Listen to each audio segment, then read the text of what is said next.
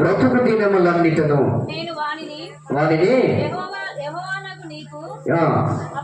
అప్పటికి చాలా మంచిది. ఏంటంటే నిబంధన చేసుకుంటున్నాను దేవునితో. ఏమంటుందంటే, అయ్యా నాకు ఒకళ్ళకుండా కష్టం, నాకు ఏంటంటే నాకు సంతానం లేదు కాబట్టి, గర్భఫలం లేదు కాబట్టి, నాకు ఒకవేళ మగపిల్లని దయచేసినట్లయితే ఏమి నిబంధన చేసుకుంటున్నామే, నీ సేవకు నేను సమర్పిస్తా.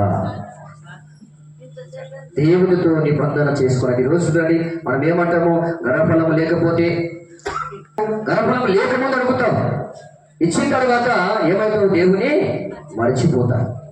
కానీ ఈ అన్న మంచి గుణము కలిగిన స్త్రీ, మంచి ప్రార్థన కలిగిన స్త్రీ, మంచి అని దేవునితో నిబంధన చదివి, అయ్యా నాకు నీవు ఒకవేళ మగబిడ్డను దయచేసి, నాకు నీవు సంతానం ఇస్తే, అయ్యా నాకు మా కుమారుని దయచేసి, ఆ కుమారునికి అయితే తల మీదకి శవరుడి కత్తి రాకుండా నేను నీ కొరకు నేను ఆ కుమారుని పెంచి నీకు నేను అప్పగిస్తానని చెప్పిందని. దేవుని కొరకు ఏ తల్లి ఏ తండ్రి అయితే తమ బిడ్డలను పెంచుతారో ఆ కుటుంబంలో పిల్లలు ఎంతగానో అతిథి. రెండవది, అన్న దేవునితో నిబంధన చేసుకున్న స్త్రీ. మూడవది, అన్న తన ఆత్మను దేవుని సన్నిధిలో కుమరించింది. చూడండి, అన్న దేవుని సన్నిధిలో తన ఆత్మను దేవుని సన్నిధిలో కుమర్చి దేవునికి మొరపెట్టి ప్రార్థన చేసండి. అడుగుతుంది కన్నీటితో మొరపెడుతూ ఉందంటే, సిలోని దేవుని మందిరానికి వెళ్ళి వారు ప్రార్థన చేస్తూ ఉన్నప్పుడంట ఈమె మందిరంలోకి వెళ్ళి మోకరించి కన్నీటితో దేవునికి మొరపెట్టి ప్రార్థన, కన్నీళ్లు కారుస్తూ ఉన్నట, దుఃఖముతో ఏడుస్తున్నట. కనుక క్రీస్తునందు ప్రియమైన వాళ్ళరా, అన్న దేవుని సన్నిధిలో కుమ్మరించి కన్నీళ్లు కారుస్తూ ప్రార్థన చేసిన స్త్రీ. 1 సమయంలో 1వ అధ్యాయం 15వ వచనం చూద్దాం. అక్కడ అన్న నా ఏలినవాడా ఉన్నాను, నేను ద్రాక్షరసమునైనను మద్యమునైనను పానము చేయలేదు, కానీ నా ఆత్మను యెహోవా సన్నిధిలో కుమ్మరింతును. దేవునికి స్తోత్రం కలుగుచునండి. ఆమె ఎవరికైనా దేవుని సన్నిధిలో తన ఆత్మను కుమ్మరించి దేవునికి మొరపెట్టి ప్రార్థన చేస్తుంది కాబట్టి ఎంతో మనోవేదన. దేవుని సన్నిధిలో అంటే దేవుని సన్నిధిలో ఆత్మను కుమ్మరించి దేవునికి ప్రార్థన చేస్తుంది. ఏ స్త్రీ అయితే కూడా కుటుంబంలో ప్రార్థన కలిగిన స్త్రీగా ఉండాలి. అందుకనే ఇక చదువుకున్న స్త్రీలలో నీవు ఆశీర్వదింపబడినవంటే అన్న కూడా దేవుని యందు ప్రార్థన కలిగిన స్త్రీ, మరి నిబంధన చేసుకున్న స్త్రీ, దేవుని సన్నిధిలో ఆత్మను కుమ్మరించి దేవునికి ప్రార్థన చేస్తున్న స్త్రీగా మరి ఉండాలి. కనుక ఈరోజు మరి నీవు కూడా ప్రార్థన చేస్తూ ఉన్నావా? మనము దేవునికి మొరపెట్టి ప్రార్థన చేయాలి, దేవునికి అడగాలి. ఏ కష్టం ఉన్నా, సమస్య ఉన్నా, బాధ ఉన్నా నువ్వు ఇరుగు పొరుగుతో పంచుకోవడం కాదు, దేవుని సన్నిధిలో నీ ఆత్మను కుమ్మరించి దేవునికి ప్రార్థన చేస్తే నీకు దేవుడు సహాయం చేస్తాడు. మనం ఏమని ఎప్పుడు కావాలి, నాకు ఆశీర్వాదాలు కావాలి, దీవెనలు కావాలి, ఇవి కావాలి, ఇవే కోరుకుంటాం. కానీ నేను ఆత్మలో బలపడాలి, దేవుల్లో బలపడాలి, దేవుళ్ళు ఇంకను శక్తివంతునిగా జీవించాలని అలాంటి అర్థం మనం ఎప్పుడు మాకు అది కావాలి కాదని అన్న దేవుని సన్నిధిలో తన ఆత్మను కుమ్మరించి దేవునికి మొరపెట్టి ప్రార్థన చేస్తూ ఉంది.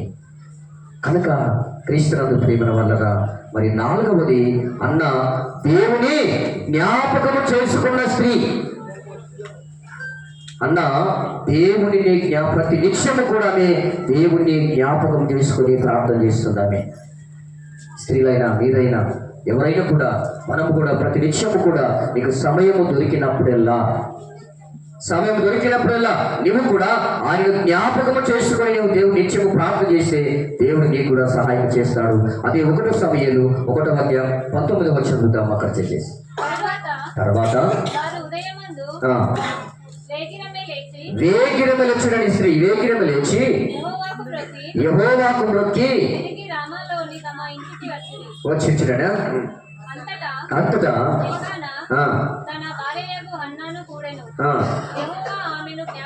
యెహోవా ఆమెను జ్ఞాపకము చేసుకుని చూడండి. దేవుడు జ్ఞాపకం చేసుకున్నాడు.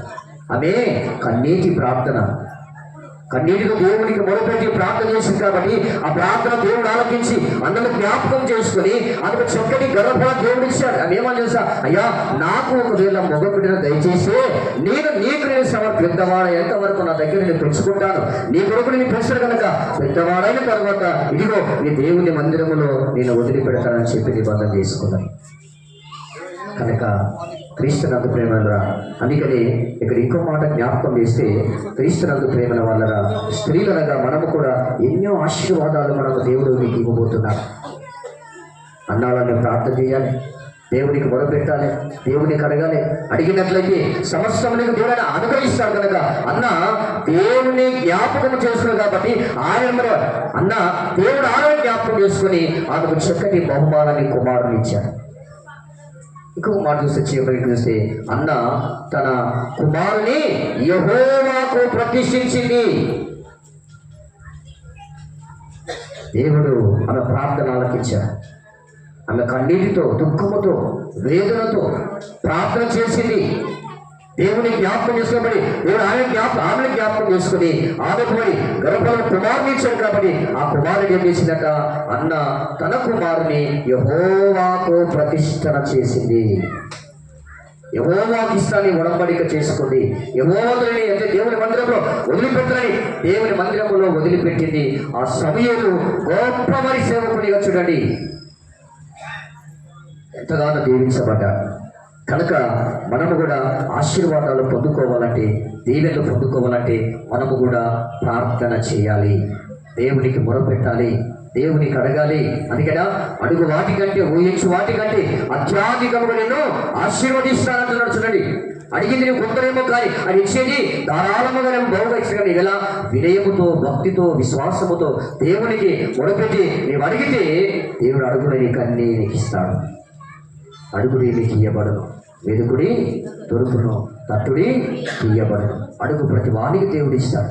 ఏదో నామకార్థంగా అడగదు, ఏదో భక్తి ఏమలే ఆరాధన తిరుగుతులే వాళ్ళకి విశ్వాసం అంటే నీవు అడిగే చేసే ప్రార్థన కూడా ఇట్లా దేవునికి వినబడలాగన కన్నీటితో, దుఃఖముతో నీవు అడిగితే దేవునికి సహాయం చేస్తే కనుక ఈరోజు చూడండి మరి కుటుంబం కూడా ఈరోజు మరి సారిక కూడా దేవునికి మొరపెట్టి అయ్యా నాకు ఒక ఫలము దయచేయి ప్రభా, నాకు ఒక గర్భఫలము ప్రభని తనలో తనకు ప్రార్థన చేసుకుంటొచ్చు.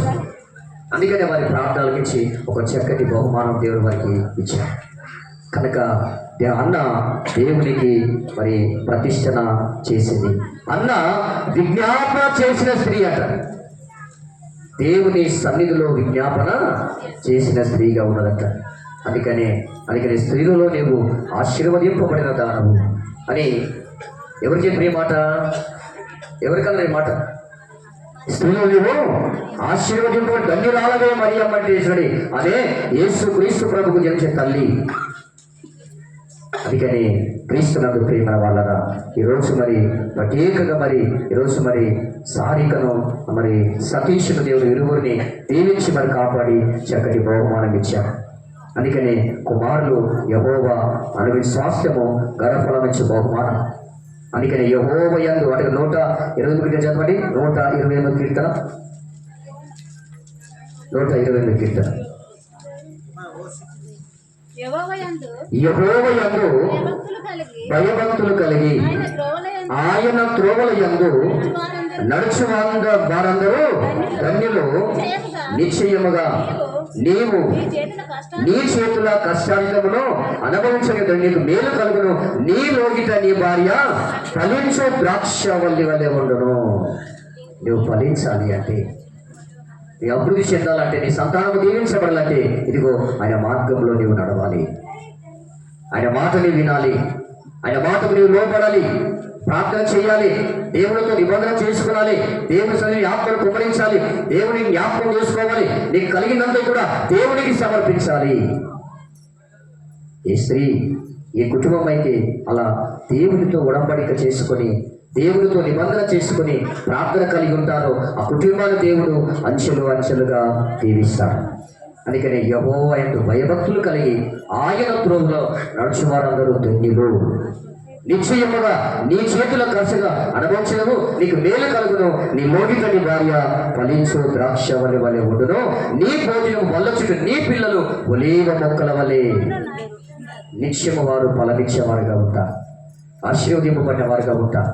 ఇలా చూడండి, పిల్లలు కలిగిన తర్వాత ఏమంటారు, అయ్యా నాకు సంతానము కలగజేస్తే, నాకు కుమారుని కానీ కుమార్తెనిస్తే, అయ్యా నీ కొరకు నేను పెంచుతాను, నీ మార్గంలో పెంచుతాను, నీ సన్నిధిలో పెంచుతానని అట్లా అనుకుంటావు. కానీ అన్ని నీకు ఇచ్చిన తర్వాత దేవుడిని నీవు మర్చిపోతావు. కానీ అన్న మాత్రమైతే దేవుడిని మర్చిపోలేదు. ఏమనడమే, అయ్యా నాకు ఒకవేళ మగబిడ్డను దయచేస్తే నేనయ్యా ఆ కుమారుని మరి అంటే పాలు తాగేంత వరకు నా కవితలు నా దగ్గర పెంచుకుంటాను, పెంచుతాను, పెద్దవాడిన తర్వాత ఎందుకంటే నీ మందిరంలో పంచేయడానికి నేను వదిలిపెడతాను. చూడండి ఎంత సమర్పణ, ఎంత వినయము, ఎంత విధేయత చూడండి ఆ స్త్రీలో ఉన్నప్పుడు. అందుకనే క్రీస్తునందు ప్రేమన వాళ్ళగా ప్రేమటే స్త్రీలలో నీవు ఆశీర్వదింపబడిన దానవు, నీ గర్భఫలము ఆశీర్వదింపబడును. నా ప్రభు తల్లి నా యుద్ధకు వచ్చుట నాకు ఎలాగ ప్రాప్తించను. చూడండి ఎంత గొప్ప మాట. చూడండి, మరియమ్మ ఆశీర్వదింపబడిన స్త్రీ. యేసుక్రీస్తు ప్రభువు మన జన్మించే తల్లిగా ఉంది. ఎవరికి లేని వాక్యం, ఎవరికి లేని మంచి తరుణం దేవుడు ఆమెకి ఆమెకు అవకాశం, ఆమె గర్భంలో జన్మించాలని యేసు తండ్రి ఆశపడ్డాడు. లోకానికి ఎందుకొరకు యేసు ప్రభు లోకంలో జన్మించారు తెలుసా? పాపులను రక్షించడానికి యేసు ప్రభు లోకంలో నీ కొరకు నా కొరకు జన్మించారు. ఈ డిసెంబర్ మాసం అంతంలో కూడా క్రీస్తు జన్మదినాన్ని మనం అందరము కూడా జరుపుకుంటాం కాదండి. క్రీస్తునందు ప్రేమన వాళ్ళగా దేవుడిని మనం ఎలా, నీ కుటుంబము దీవించబడాలంటే, ఈ కుటుంబంలో ఆశీర్వాదాలు రావాలంటే ఈరోజు మరి 4-5 విషయాలు కంటే మనం దేవునితో నిత్యము కూడా ప్రార్థన చేసేవారుగా ఉండాలి. అలా చేస్తే మనం అనేకమైన ఆశీర్వాదాలు పొందుకుంటాం, అనేకమైన దీవెనలు పొందుకుంటాం. మనకు ఈరోజు మరి సారిక ఇది మొదలుకొని ఒక చక్కటి బహుమానం దేవుడు తన చేతులు పెట్టేంత వరకు బిడ్డకుడు మరి తల్లికి మంచి ఆరోగ్యాన్ని దయచేయగలరు. అనునిత్యము కూడా దేవునికి ప్రార్థన చేయాలి. దేవునికి కొన్ని అడుగులు అంటే కదా, ద్వితీయోపదేశ కాండములో చదవండి. ద్వితీయోపదేశ కాండము 28వ అధ్యాయం, ద్వితీయోపదేశ కాండము 28వ అధ్యాయం 1వ వచనం చదవండి. నీవు నీ దేవుడైన యెహోవా మాట శ్రద్ధగా విని ఆజ్ఞలను అనుసరించి నడుచుకుని ఎడల నీ దేవుడైన యెహోవా భూమి మీదనున్న సమస్త జనముల కంటే నిన్ను హెచ్చించడం చాలా మార్చడండి. ఏంటంటే అక్కడ ఎలా హెచ్చిస్తారంట, ఏం చేస్తే హెచ్చిస్తారంట, భూమి మీద ఉన్న వారందరికంటే నువ్వు హెచ్చుకమైన గొప్పవాడుకుంటావు. అంటే ఇది ఏంటంట, ఒకటే మాట, ఏదైనా పెద్ద కష్టమైనది కాదు, దేవుని మాట వినాలి.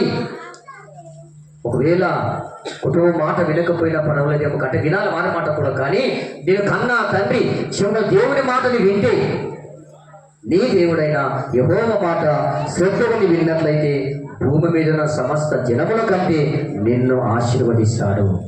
ఇంకా గిని చదవమ్మా.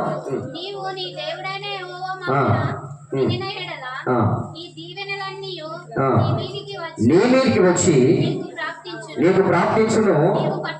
ఇక్కడ చూడండి, ఆయన మాట వింటే చూడండి, ఒకటి స్టెప్ బై స్టెప్ చెప్తుంటా కనుక, ఆయన మాట వింటే నువ్వు ఆశీర్వాదాలు పొందుకుంటావు, గొప్పవారిగా చేయబడతావు అని చెప్పి మళ్ళీ ఏమంటున్నాడు చదమ్మా. నీవు పట్టణములో దీవించబడతావు, పొలములో దీవించబడతావు, నీ గర్భఫలము, నీ భూఫలము, నీ పశువుల మందలు కూడా దీవించబడవచ్చు. నీ దేవుడైన యెహోవా మాట నువ్వు శ్రద్ధగా వింటే నీ గర్భఫల విషయంలో కొన్ని దీవిస్తాడు దేవుడు. ఈరోజు మరి సారికను కూడా చూడంటే దేవుని మాట విన్నారు కాబట్టి, దేవునికి ప్రార్థన చేశారు కాబట్టి, ఆయన కడిగినారు కాబట్టి, అందరూ బట్టి ఈరోజు మరి సారికను తన గర్భఫలను దేవుడు ఆశీర్వదిస్తున్నాడు. అందుకని నేను బిడ్డమున ఉండగా నా కనులు యెహోవా అని చెప్తాను. అంటే దాన్ని చూసి మరి క్రీస్తులు ఒక పిండము కంటే ఒక బుద్ధగా ఉన్నాం చూడండి. అప్పుడు చూడండి ఎంత ఎదుగుతున్న కొలది, అవయములు ఏర్పడుతున్న కొద్ది భయములు ఆందోళన కలిగినట్టు కాదు. క్రీస్తునందు ప్రేమన వాళ్ళ ప్రతి అవయములు 9 మాసముల తల్లి గర్భములో ఉన్నప్పుడు ఒక్కొక్క అవయములు ఏర్పడుతున్నా చూసారా?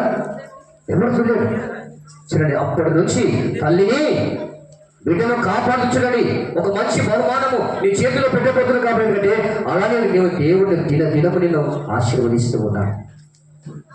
నీకు ఆశీర్వాదాలు కావాలి, దీవెనలు కావాలంటే మొదటిగా ఏంటంటే మనం ప్రార్థన చేయాలి, దేవుని జ్ఞాపకం చేసుకోవాలి, విశ్వాసం మొదలుపెట్టి. ఎందుకంటే నీవు ఈరోజు మరి సారిక స్త్రీలలో అందరిలో నీవు ఆశీర్వదింపబడిన దానము. దేవుడు నిన్ను దీవించాడు, దేవుడు నిన్ను జ్ఞాపకం చేసుకు కాబట్టి చక్కటి బహుమానం ఇచ్చాడు. అట్టి కృప, అట్టి సమాధానం మరి ఈరోజు మరి సారికకును మరి సతీష్ను దేవుడు ఇరువురు కూడా దీవించి మరి కాపాడును గాక. ఇటు అవకాశం ఇచ్చిన మరి సేవకులకును నన్ను ప్రేమతో ఆవరించిన మరి సురేషన్న గారికి ప్రత్యేకంగా వందనం తెలియపరుస్తూ కొన్ని మాటలు ముగిస్తున్నాను. ప్రార్థన చేసుకుంటాం. సర్వశక్తి మిగిలి కనికరం కలిగిన మా తండ్రి, కృప కలిగిన మా జీవము కలిగిన మా ప్రభునికి స్తోత్రం. ఈరోజు ప్రభా స్త్రీలలో నీవు ఆశీర్వదింపబడిన దానం. ఈరోజు మరి సారికను కూడా తండ్రి ప్రభ నువ్వు ఆశీర్వదించావు. దీవించు ప్రభ ఇరువురిని తండ్రి కాపాడి వారికి చక్కని తండ్రి ప్రభ బహుమానము తండ్రి వారికి ఇచ్చావు కనుక తండ్రి తన ప్రభ వారి చేతిలో ఒక బహుమానము పెట్టేంత వరకు తండ్రి ప్రభ పాదములు జారిపోకుండా తొట్టిల్లిపోకుండా ప్రభ స్థిరముగా ప్రభ నీ కాపాడి దీవించి మరి కాపాడమని, తింటున్న ఆహారములో పిలుస్తున్న శ్వాసలో తన అడుగులు నీ వేచి ప్రభ బిడకు తోడుగా ఉండి ప్రభ ఇది మొదలుకొని నిరాకర పర్యంత వరకు తండ్రి ప్రభ దీవించి మరి కాపాడమని ప్రార్థన చేస్తూ ఉన్నా. అన్న తండ్రి ప్రభ తనకు గర్భఫలము లేనప్పుడు తండ్రి ఎవరికి పంచుకోక ఎవరితో చెప్పుకోకండి మందిరంలోకి వెళ్ళి తండ్రి ప్రభ నేను ప్రార్థన చేసింది, హృదయం ప్రభ నీకు అప్పగించింది, నేను జ్ఞాపకం చేసుకున్నది కనుక తండ్రి ఆ కన్నీటి ప్రార్థన విన్నావు తండ్రి, చక్కని బహుమానము కుమారునిచ్చావు తండ్రి ప్రభ నిబంధన చేసుకుంది. అయ్యా నీకు నేను ప్రత్యక్ష ఇస్తాను చెప్పింది. కుమారుని ప్రభ తన దగ్గర పెంచింది. పెద్దవాడ తర్వాత ప్రభ నీ సేవకు సమర్పించిన స్త్రీగా, ప్రార్థన కలిగిన స్త్రీగా తండ్రి ప్రభ నీకు వందనాలు చెల్లిస్తూ ఉన్నా. ఈరోజు మరి సారికను ప్రత్యేకంగా దీవించి మరి కాపాడి ఆశీర్వదించమని యేసు నామములో ప్రార్థిస్తున్నాము తండ్రి. ఆమేన్.